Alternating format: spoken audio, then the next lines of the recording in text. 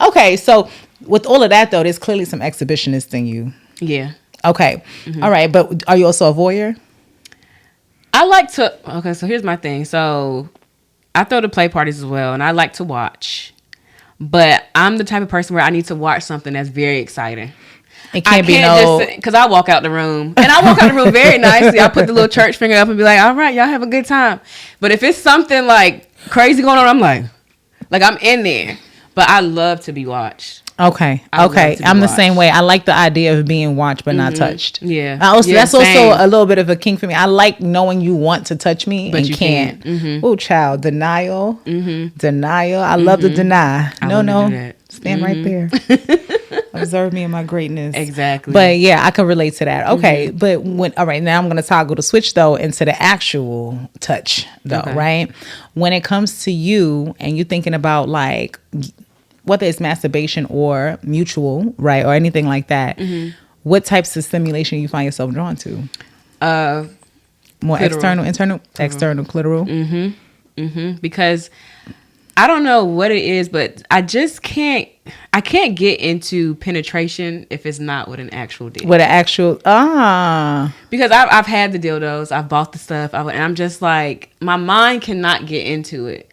But when I'm using like the wands or whatever, and it's on my clit, because I'm a squirter, so it does more of that. Yeah, you know what's so funny? Yeah. I used to think that I would get to that reaction stronger off of like penetrative things. I actually, the first time I made myself squirt without a partner was with a clitoral toy, and that surprised the shit out of me because normally penetration and stuff going on, and they feel like then I can, but like you said, when it comes to certain play, I'm like. But something about that, I remember I was recording it. It's on camera. And I'll never forget the way I looked at myself when I did. I was like... Yeah. And I'm going to say this with myself. I don't know if that makes sense. I don't know. I swear. You slap yourself? I'm all of it. I'm telling yourself, you could take it, bitch. I'm all of that. I am so... So it's crazy that you bring that up because like I talk to myself in the same sense, but not in a sadistic way, right? Like, so like in a sweet way. I'll be like, "You're so pretty. You're so I'll do beautiful." that too. You like, a bad bitch. Yeah, I do all that. I love the empowerment. Don't put a mirror in front of me and I got a toy in my hand and you cannot tell me nothing. And I tell so many women, y'all don't do enough. Like, you got to create that vibe for you sometimes. Yeah. Sometimes you're waiting for someone else to execute the vision. And it's like, you'll sit there with constant disappointment, as opposed to the amount of things you could be learning about what get you up. Like, I learned, even to me, the type of music that I need to hear for a certain mood is one thing. And then there are times where, you put that same mood song on, it could kill my vibe on a different day. Yeah. And I don't think a lot of people take time to know what that looks like, on a stressful day versus it's nice, the sun is out. I think every woman, you really have to date yourself. Yep. You have to date yourself. Yep. Plan the room, put the whatever you want to put it. Like for me, I need a before bite, like a something fruit, wine, but after I need comfort. After I come, I just want to sit back and so I feel like until you know what it feels like to just be by yourself and enjoy that, it's like you don't know what expectations to really set for others. Nope. Okay, so you're clitoral. I had some stuff on the table and I was trying to figure out which one was going to be your extra thing, but I do have a gift for you as we continue to talk. Because one, I wanted to give you stuff that you could use for work, and I was going to let you end up deciding what was the second gift. So this is the first part. Okay. And then feel free to open it. You'll know why I gave you one of those things. Okay. Let's just put it like that. Let me go. Let me take my glasses off. Let me let y'all see my eyes. Okay. I ain't got my lashes on, y'all, and that's why I had the glasses on. But y'all gonna see these big old eyeballs. Now let me say this to you first. That's this one out. So if you want, I can show it to you without you having to open it. Okay. I put that in your bag very on purpose. One, Juneteenth is coming up, but you definitely bring that reparations aspect into the content. So this is a lipstick that we did. That was our Juneteenth edition. This is like the color of it. It's a chocolate brown, right? And then like obviously the tube has the, the fist up or whatever the case is. So this is one of my like celebrate freedom, all of that is around it. So I thought about this for you. I know you got a paddle. right? That says reparations on it. Yep. That's the first ever tool I had. Really? Is that? Yep. You know what's crazy? Because it is a form of it. I ain't even It is. You know how many... I get so much pushback on the internet about that from, of course, other white people. And I'm just like, no. You don't get to determine to me what I see reparations as. Like, the way I look at it, and I don't mean to go to activism side on this, right? But I have to make this statement as of like, yes, it's a pheromone perfume. Listen, I was thinking about this. Wait, I'm using this weekend. Look, I was thinking about you. I think I had mine. You know what? I love pheromones because a lot of shortly off topic, a lot of the spiritual stuff I do within spiritual work, I work with a lot of oils and glamour magic and using smells. So let me tell you about this one, and I didn't forget what I was going to say to y'all, but I feel like as Black women, I knew that how many of us were assaulted in slavery sexually, and a part of me just feel a little something come back every time I swing up with pow. So I relate. This is it. I'll let you. I don't want to have you having to open yours. Okay. I have a different. Let me see. You got center stage. Yes. Stage? Okay. So the Seduce Me collection, I put this on my worst days, first of all, whether I got somebody else. I noticed that when I just put it on, I get pheromoned by my own pheromones, right? It has this way of like, as soon as I smell it, and it kind of takes your own tone because it changes. The scent doesn't smell the same on any two people. Okay. But it's like once it sets in, there's this scent around me that's keeping my brain feeling very like relaxed and whatnot, just feeling good. Like I think a lot of people use it for the sake of attracting other things people. And other people, but for me, it attracts me to me. Like when I want to feel like, what's up? And a little pro tip is I spray my hair. Okay. Because, you know, we as Black women, we don't wash our hair as frequently so the pheromones actually last longer in the hair. And it's almost like, you know, that blow in the wind kind of effect. So it's like if your hair blows, it's getting on everybody. You walk by somebody and they like, it's like that movie effect, like Julia Roberts' Pretty Woman kind of energy. You just walking down the street, people looking at you, and you just, So definitely always say for anyone, but this is what it smells like if you want to test it out. But I thought that would be really good for you. I feel like you're in a space where, you know, aura and attraction is a big thing. But like you said, with the work that you're doing, spiritual work, pheromones, I don't think people realize like psychologically the way it really, really can relax your nervous system when you get the And then when you're relaxed, you're able to manifest easier. There we go. Way easier. There we go. Let you be ovulating. Put this bad boy on. Okay. Go and make some stuff happen. Now this one is called Butter Me Up. Yes. This one, you can open and try this one. This is a body butter, but the I grabbed this one intentionally because the story behind them. The shea butter we use, there's a women's cooperatives in Africa who source the shea butters. And it's really, really, it gives you a good shine. It smells so good. It's kind of nice. I think I gave you Island Joy.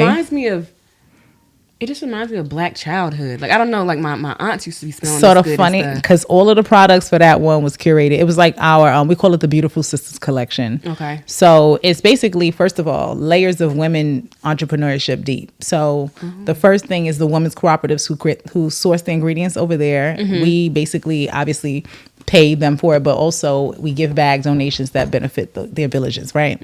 So you got them women in business. Obviously, Bedroom Candy is owned by a Black woman, right? So there's that second layer of business of women. 90-something% of our consultants are all Black women. So the people who sell it are also Black women. So when I think about that product, it's like Black women entrepreneurship layers. So when I use it, I feel like I'm more purposeful about what I'm putting on it. But we also don't put anything it's a completely hypoallergenic, and we're vegan for the most part. A lot of our products are purely vegan. We don't really like to put nothing in it that don't need to be in it. Yeah. I will say that for that though, when you first come out the shower and your skin still has the wetness on it, put it on then. Let that bad boy absorb then. And when you touch, I can't stop smelling it. It's nice. It's nice. It smells so I have good. a small size I'm going to give you before you leave, like a pocket one that you can keep in your purse, that you can keep for your hands. Now, that one right there is for your... Ooh, child. For the clientele. Okay. They love some unique stuff. They be like, Mistress, what's this? I was like, shut up, you on the floor. That one is, I think it's actually about an insertable, almost 7 inches of insert, 6.9 or something like that of insertable. But varieties for these. Listen, y'all. For those of y'all who ain't paying attention, it's variety for one of these, y'all. Ooh, I love me a good strap. A little good strap, little good. And now it's so crazy. I didn't have an extra one at home, and I was like, I'm gonna have to get her an actual. I love a good. Let me tell you something. Finding a good strap that's comfortable. Feel it, and then feel this strap, because if I know that's where it cuts. Yeah. When it's not comfortable. Ooh. You won't feel it. I don't ever feel it. Sometimes some of these straps, wearing them for an extended time, it gets uncomfortable and it cuts over here. Yeah. So we only put like a soft, elasticy one right here to make sure. And then this part is super padded. I'm gonna need that. So around the hips and waist. So all of the stuff that we do, we try to do it so it can go from any size. Anybody watching, if I pull, this is how you change the size, literally, by pulling these strings or releasing them if you need more space. So it adjusts to anybody, but it also, when you get the actual harness, it comes with 3 or 4 ring sizes. So you can change them out for the different dildos that can snap in and out, and then you can put a bullet in here for you. Now, wait a minute. That's a game changer. We're going to get out to Marley. We're going to make sure Marley get one of I these. need that. I need that. You slide a little bullet right there, and it'd be right up against your clit. I'm like, forget them. Yeah. Right up against your clit. Because my thing is, I feel like if you're wearing a harness, you should get something too. Or you should be able to get some out of it too. Yeah. So that was what sold me on this. I was like, okay. Unknown would love that too. I can imagine. Thank you so much for the gift. This is your last one, because when you said external, I was waiting to see, because that's internal. This is external. This is the panty vibrator. It comes with the panties that you could tie, like you just the size by tying it. So you'll do that. It has a little slip that you put it in or whatever, and then the remote. What I do like about it is it can respond to voice. So you could tap it, you could put on a setting, but if you type the microphone, whatever you say becomes vibration, or whatever music is playing becomes vibration. So if you by yourself and you're in a house, you cooking, whatever the fuck you want to do. But if you're out, use this weekend. And you could also hand that remote to someone, and and let them have a little control. I always say got somebody in mind. If you happen to end up seeing this episode, wait till y'all go out for dinner and press it when the waitress come over. Press the talk button. As soon as the wait, anything you like to order? That's when it's the most like. I like that kind of fun element when you can have a good time or whatever. But I also like that when if I'm by myself and I want to use any of the vibrators, the voice activated, you can turn anything into it. So them same songs that you walk out to. See, at dinner, one thing about me at dinner, I'm greedy, so I'll be the type to be like, "Stop! I'm trying to order my steak. I don't care about this right now. I want to eat." Like, that's me. Food make you come. Oh my god, it do. That's why it's a part of my aftercare. Yo, as soon as I come, please hand me. I don't care what it is. Yeah, give me something to eat. I'm good after that. Yeah. You don't know how, and I tell you this, babe. Take notes on this one. You are the sexiest thing in the world to me, with a bite of food in your hand after I come. I don't think there's a more beautiful sight. I just look up like, you really love me, don't you? Be the best thing in the world. Yes. But I definitely wanted to make sure that I gave you things that you could purpose for you, but also for the other things and whatnot too. But I want to ask you to talk a little bit about you, right? We're going to go into Money Making Monday. And we drop on Monday, so we call it Money Making Monday. But this is really where we talk about how we take this business or the industry of pleasure in many different ways and find ways to monetize it, find ways to make it lucrative for you. And Marley is not just any kind of dom. She ain't just any kind of pro dom. There's one detail that we've been leaving out this whole conversation, and now is the time. Because you're a financial dom. I am. And I know when people hear that, they can't even grasp sometimes what it is. And they don't realize that there are people who are doing that without doing it. Or don't even know. Yeah. So tell me, because I imagine that's not what you stepped directly into, but it's probably what it became over time or whatever. But talk to people, educate them on financial domination. Talk to them about what you do, especially your events and your Patreon, because I know there are going to be people watching who want to learn also. So actually, that is one of the first things I stepped into. Interesting. Yeah. So that was my introduction into pro doming, because once again, wasn't making no money from these jobs here. I got online and researched. And I stumbled across financial domination. Interesting. But all the faces that were shown in the articles or whatever was already pre-written, or even just going on Twitter, were white women. I didn't see a single black woman. And I was looking. Because one thing about me is, I'm going to do something anyway if I want to do it, but I also want to see who else like me is doing it. Yeah, and it might be something you can learn about. Exactly. Yeah. So I just came straight into it. I remember like seeing posts from the article saying like such and such just gets online and tells subs to send her money for food she just bought, and I'm like, it sounds very. I like that. It's very to the point, but also it's just like I had the same. You have to get you got to get your mind right. I was like, is this real? Like, or is this just like a sensationalized article for clicks? Mm-hmm. So I went on Twitter and I did a post. Went out to eat, spent like $50 on food. Did a post, and I was like, you know what? Worst case scenario, nobody responds. Whatever. I'm still whatever. I want to say the next day I saw on my Cash App the $50, and it just was from like anonymous. I didn't know who the person was. And I remember I was reaching out to my friends, like my close friends. I was like, I just made money off of a post doing this. And like all of my friends are like vanilla. Like a lot of my friends, my closest friends right now are from like my college days and those days, whatever. And after that, it was just history. Like I started posting more. I started doing more financial domination based content. I started like putting more stuff out there about myself as a dom as I was learning myself. So for about a year straight, I did financial domination before I even set foot in a dungeon. Into a dungeon. Mm-hmm. Because people don't, it's something you can even do remotely. Online and whatnot. But you know what? I think people don't understand what in someone else's mind would make them want to just send money, right? It's the psychology and it's the thrill of being caught for them. It's the thrill also of them kind of feeling humiliated. Because for a lot of these men, the thought that goes in their mind is, I just sent a woman money and I don't get to see her. I don't get to meet her. She doesn't care about me. She took the money. She's not replying. Like for them, it's that thing of like, I've had my subs say them feeling like a loser. But it does something to them that's just like, I want to do it again. I want to keep chasing this feeling of being used. Like I'm being used for my money. There's nothing more beyond it. Now, there are some dynamics where you go more into a contract and maybe now they're sending monthly. Maybe now they're sending for Ubers. They're investing in things. Maybe they might send money and they might get a picture of your toe or like something that you've agreed upon in content. But the main basis of financial domination is the psychology of getting nothing in return, right? The psychology of being used, the psychology of literally I just sent money to a stranger on the internet. Interesting. And you know what's so crazy about it is there's a little bit of a control in that for them. Like it's like you get to do it, but you're choosing to. So it's not like I could see how someone who been used to doing it unknowingly, basically you was somebody who taking your money, but you didn't really realize that was what was going on.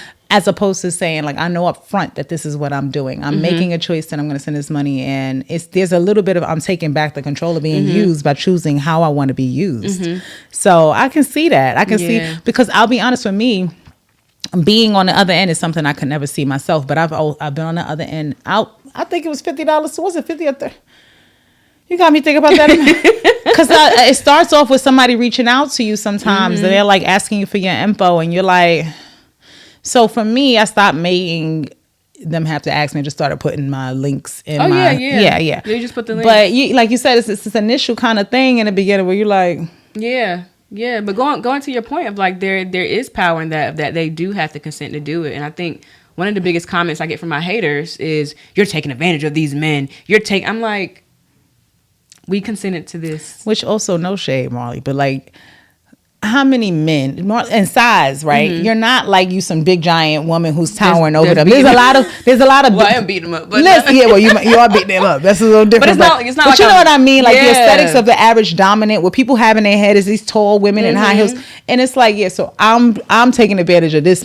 Right. Is what you want me to. So I think, but again, people have a way of putting stuff out there for things they don't understand or they don't know. And you know, the saying goes, you shouldn't yuck on someone else's yum. Right. And if that's what makes them happy, that's what makes them happy. There are also people who have wealth to a certain point and nothing to do with it. And they would rather, but I also find to be the most wealthy people who be having the most kinks, right? Looking for more thrills in life because there's not much that they want in life that they can't already attain. Well, they just want to release power. Like a lot of my clients are CEOs. I have a lot of wealthy men. I've had athletes before. And for the CEOs more so, it's just, they're used to walking in the office and giving orders, do this, do this, because if you're not, I'm firing you. I'm pretty much, I'm holding money over your head. Whereas when they come to me and that doesn't rock, for them it's just like, okay, I get to be the small person right now, you know? So it's a lot of psychology behind it. I always say those that get it, those that don't. I also, even in the kink and fetish community, there's a lot of people that don't understand financial doms. We get a lot of flack from people actually in the community, because for a lot of lifestyle players and people in the community, even those that hire pro doms, their whole thing is, well, I pay you and you do something physical to me. They can't understand that with financial domination of, oh, I pay you and that's it. Like, you might call me a loser, you might block me and I have to pay an unblock fee. So I want to say findoms in general, we get a lot of hate. Like, you know, that reminds me of every community. It's almost how, like, within the LGBT community, there's still inside the community, there's their own people who might be gay, don't always understand the trans, and they don't always think. I feel like we experience that even within the Black community. Like, I have to believe that even wealthy Black people versus individuals who might have grown or be more in a poverty situation, like, there's a lot of areas where you might not be able to get my lifestyle the way I might not be able to get yours. Right. It's more so the desire to try to shit on my lifestyle because it's not yours that I don't necessarily agree with. But okay. And so you took that template for yourself and then you packaged it into teaching other women. What would you say? And I know obviously they're learning how to become financial doms, but what do you think are some of the hidden lessons that these women get through the process? Well, so the Patreon started off as just becoming a financial dom, but now it covers so much. So, like, there's financial domination, there's pro domination. We teach about safety. We teach about how to carry yourself at kink events. I've even taught a class on taxes and how to run a business and how to get all this different stuff for your business or whatever. And how to the most recent class last month was legacy building, how to build yourself up a legacy in this industry. And I think a lot of the hidden lessons that the women get are just in general how to make this an ecosystem for yourself, right? Instead of just like logging online and feeling like you're just a body that's typing and posting content, how to really make yourself like an alluring presence, a presence that's unique, how to like separate yourself from everything else, which is useful in any area of life. And then also too, like a lot of these women come in and now they have a huge network. I have a lot of women. There's a group of women that join my Patreon and now they go to all the events together. They travel together. Kind of create a bit of a community. Yeah. So like, and I preach a lot about community in the Discord as well. So I'm not an educator that has the classes and then you don't see me. I'm active in the Discord every day. I'm waking everybody up. Good morning, everybody. What are we working on today? Or good morning. I saw that this came up for those that need help with this situation. Because, you know, sex work too is survival work for a lot of people. So just, you know, at first it started off as just a little education project, and then it just moved into just a bigger thing where I saw, okay, this is bigger than myself. This is bringing people together that need each other. Yeah, I honestly find that you gain some of the best relationships and friendships in kink communities. I think you come into it with a different understanding, and when you do find your tribe, it's a completely different connection than you make with people in any other area. Because it's like, I look at even my own friendships and I think about the ones I grew up with versus the people who I was cool at this point. We still cool, but we, you know, maybe I'm doing things and we don't relate as much, but I can still call you to go do this, right? And, you know, but the people that I find that I've met in kink, I notice have also slowly become part of the inner circles. There's an understanding you have of each other that most other places don't get.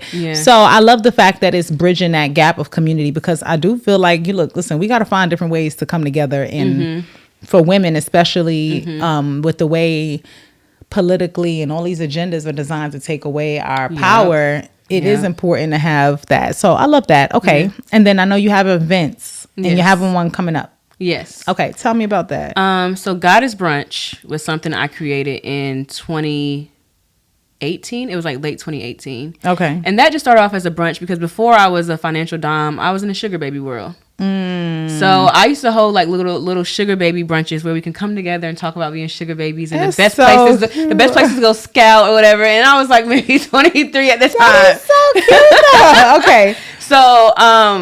So my first ever Goddess Brunch, it was me and my best friend. Shout out to him. Shout out to you, Brandon. It was me and my best friend, and it was maybe like 20 people. And I had got like this small place in Brooklyn or whatever. And then after I went, viral on social media for walking the sub on the leash or whatever, I started seeing more women reach out to me about wanting to hang out and stuff or be in spaces like that. So then Goddess Brunch grew from like 20 to 40 to like 60 to 150. Like it just kept growing and growing. Getting in numbers, okay. Yeah, so it was basically just in New York and then it moved around. My favorite city has been Atlanta. Atlanta always goes up. Really? Yeah, Atlanta goes crazy. But you know what? Now that I think about it, there's a big kink, LS community, all of that out there. So that makes sense. Okay. Yeah, Atlanta and DC. Those both go crazy.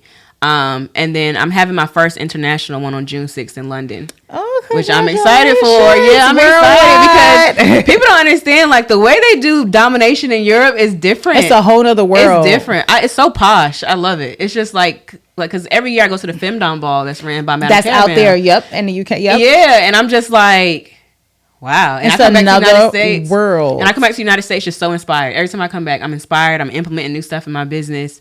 So that's what Goddess Brunch is. It's literally just a networking event where there's brunch, there's mimosas, you learn. I usually have like a burlesque performance or some type of performance. Okay. And then I have where like the women there can practice on actual submissives. And then so many of those women, they get to look around at other women that actually exist in their cities and like, I've had people like come and be like, "Girl, I didn't know you was into this." Like, "Girl, I know you." You see people that you know. Yep. And the next thing you know, they're just now y'all got a whole nother inside connection. Exactly. So like for me, it's like it's still business, but I just see how much I've been able to cultivate and bring people together. Like I'm like a proud mom at these events. I sit back and I'm just grinning and I'm like, yes. You should be though. Yeah. You should be because it's one thing to create a space, but it's another thing to create a space that people want to return to. Yeah. It's another thing also to know that like I said, I asked you about the hidden lessons because I think obviously people know what you're getting, but I know that like just exploring these realms, there's so much I've learned about me that I don't think I would have learned in other environments. That's just bottom line. Yeah. And so I feel like you said, even with boundaries,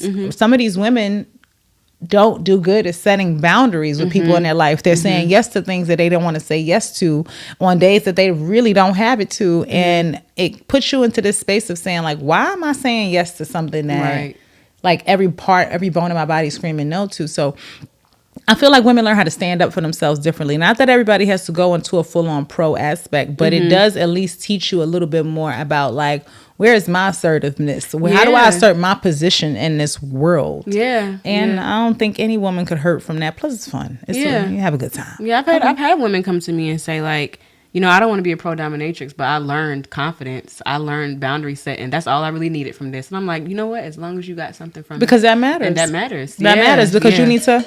Sorry. You need to know how to be comfortable. That's why I could put it. Dominating your own life. Yep. And a lot of times this gets into a conversation about women who could be soft versus not. And I don't think people realize that sometimes the most soft version of a woman is a woman who's at her peace with her decisions. She's you know, she doesn't feel the need to hide who she is. She knows which version of her could show up here, which version of her could show up here, but she doesn't feel trapped in her and herself. I feel like once you have that confidence and you move like that, it doesn't mean that you're not feminine. Yeah. It just means that you don't allow people to stomp over you in ways that you... So I like that boundaries one. People do not like no. They do not like no. Okay. And then I know that there's also the camp. Yes. Before we go, I want to make sure you get to tell about that. So tell me, because listen... Last year, I had a conflict and couldn't come out, but I was so mad. Let me just say that, and we're gonna fix some stuff this summer. But I want to know, first of all, what it is, but also what you're excited about for this year. Okay, so Camp Femdom is a weekend event that I do in Connecticut with Mistress Unknown. So Mistress Unknown started off. She was someone that was a mentor to me, so I looked up to her. There was so much about her that I learned. We used to bring her into Whip's Dungeon to teach stuff. Yeah. And then she came to me with this idea because we said like, okay, we have to travel to go to these balls and galas that are in other countries. And we were like, what does the United States have aside from conventions? Because we have the conventions. We do. Yeah. We have the conventions. Yeah. We have those type of things. But I'm like, what do we have truly for dominatrix? Not saying for like the entire whole spectrum. Thing, but just specifically specifically for dominatrix, that is something that brings them together and bonding and community and learning and just something different. Mistress Unknown she's the outdoors girl. Listen, okay, because Marley, I grew up in the country, I grew up around the bugs, but I don't gotta be around it right now. I don't have to. So she was like, we should do camp. So I was like, okay, but we need to find us a campgrounds that is going to have everything we need. So we found a campgrounds in Connecticut that was very open to our idea. And we started planning it out. So we had it last year, September. And what it was a 3-day weekend. The cabins are like amazing cabins. So you're not in a tent. That was a big question for a lot of people. Am I in a tent? Are we glamping or are we camping? Glamping. Right. So you're in a cabin. The cabin has a bathroom. The cabin also has house cleaning that comes every day. Okay. The cabins are air conditioned. They also have heat. There's breakfast, lunch, and dinner served by the campgrounds. Oh, that's beautiful. They have all types of things you can think of, from zip lining to archery to canoeing to whatever. We even introduced a spa cabin. So we had a masseuse there doing spas and stuff like that. And there was also a learning feature. Oh, so you really you technically in those grounds, but you really got the comforts and the amenities and things that you would like. Okay, but that's the grounds, a good balance. And the grounds is huge. And last year we taught some great stuff. We had Mistress Unknown taught cigar play and electro play. We did like sub Olympics where we had like the subs there in the Olympics. We started the weekend off with a slave sub. I would have loved that. We started it off with an auction, a sub slave auction where the ladies were we like made these little femdom books. Oh my and the ladies God. were able to like auction off what sub. Yeah, like for the weekend, I need you to rub my feet whenever I tell you to, and we were we're able to auction for it. So that was fun. That was great, and we have a lot of surprises like that this year. I can't give away too much. No, don't. But we do have VIP this year. We didn't have that last year. But okay, so it's an elevated experience for those who want to. Okay, and we had a good group. We try to make it not too big. Like last year, we did around 45 doms because we still wanted it to be something because the grounds are so big, and you want to still be intimate. Though. Exactly. Yeah. So it's a great experience. Also, a good part of it is that we provide transportation to and from the campgrounds from New York City. So just get to New York City, and we take care of everything else. But it's truly a unique experience, and it kind of made me outdoorsy a little bit. Okay. You was able to appreciate outdoors a different way. I'm the same way because I'm definitely not. That's probably the only thing that's ever kept me from doing a hiking or anything. So I'll be like. But see, it was a go at your own pace. We had a list of activities and you sign up for activities. I think the greatest thing for me was getting my feet rubbed by the lake. That view. Beautiful. And just chilling. Yeah. See, y'all not living until y'all listen. Y'all listen. I definitely feel like you've given the girls a good amount to consider because honestly, guys, I think again, like you said, that woman who's like, I don't really want to be a dom. I just want to kind of, don't close your mind off to, even if it's not the path you want to go down, it could be an experience that changes your life and you may go this way or you may say, you know what, that was a good experience. I really enjoyed that and go forth with your life. But the things that you learn about yourself and things that you learn about how to navigate will change you forever. So, okay. Well, thank you, girl. I appreciate you coming through. Thank you. Dropping it on them. No, for sure, Thank for sure. you. And I'll make sure that you guys, when we drop the episode, the links to the things that you're doing, shoot them over to me so that I can make sure we plug them for those who are definitely going to be interested in it. Yes. And you're going to have to tell me how you like your goodies once you get to really play them. I might use one of them tonight. No, just not, it's your girl now. I mean, it's your shit. I can't tell you what to do. Okay. But yeah, we're going to make sure you're good over here. And I know I had thought about talking about the stuff with the dungeon earlier, but we just flowed. So y'all going to have to spin the block because I may have to call Marley again when we have a conversation as we get deep into the dungeon conversations in Kingtober. But thank you for popping up, girl. Thank you for having me. All right, tell them where to find you, how to connect with you. Okay, so you can find me on Instagram, and let me tell you about Instagram. They be up and down with me. I done had about 10 pages, but you can find me on Instagram at Mistress Marley Official. I'm also on there with my podcast, Dom in the City Podcast. And then you can also find me on Twitter. Twitter is a little bit more freedom. I post some more crazier stuff up there. So Twitter is at eyes, like your eyes, EYES X on fire. So eyes on fire with an X in between. And that's pretty much where I'm posted up these days. All those things. Okay. Y'all know where to find her now. Don't play around. Don't be messaging me asking me questions about Marley. You know where to get her now. Go follow her, support her. And if you are a sub watching this, don't come in none of my social media DM. Email me, because y'all be trying it. Y'all be thinking we best. You know how many subs try to hit that call button on Instagram? I'm like, why are you calling me? Why do you think I'm going to pick up this phone? When anybody calls on Instagram, it's funny. It's weird to me. If I'm not sure. We're not people's, like, who are you calling me? Like, I don't like stuff like that. Plus, I don't wear clothes half the time. So, like, I'm definitely not answering this call for you. Anybody who needs me knows how to get directly through the line. Y'all heard what she said, though. Don't play around and get, well, you're just going to end up You'll blocked. Get blocked, Yeah. Very easily. All right, guys, this has been the Business of Pleasure Masturbation May kick off, talking about the things that get you off. And this episode's topic was power, getting my girl up. Y'all come back because we're going to continue the conversations this month because we're trying to show you various ways to get to your nut. Okay, have a good one, guys. I'll see y'all soon. Bye.